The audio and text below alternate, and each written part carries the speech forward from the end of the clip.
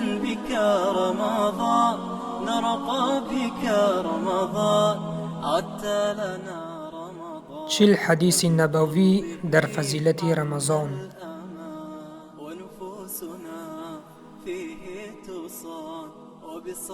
به نام خداوند بخشنده و مهربان. از ابو هریره خداوند از او راضی باد روایت است که پیامبر صلی الله علیه و سلم فرمودند: ای بسا شب زنده‌دار که سود و منفعتشان از شب زنده‌داری بیدارخوابی است و ای بسا روزه‌دار که بهره اش از روزه تنها گرسنگی و تشنگی است. شخص مسلمان روزه‌دار باید شب‌های رمضان را مخلصانه با طاعت و عبادت گذراند، زیرا گاه شب زنده‌داری به اخلاص هست که به جز بیدارخوابی چیزی به دست نمی آورد و گاه روزه‌داری به اخلاص هست که به جز تشنگی و گرسنگی چیزی به دست نمی آورد.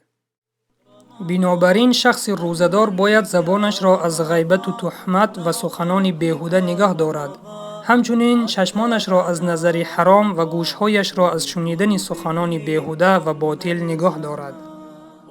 پس برادران عزیز، ما باید با تمام عضوهایمان روزه بداریم، یعنی از کارهای بد، از سخنان بد، از سخنان بیهوده و باطل، از غیبت و تهمت و آن کارهایی که ناشایسته هستند دوری جوییم تا روزه امان کاملا به نزد الله قبول گردد.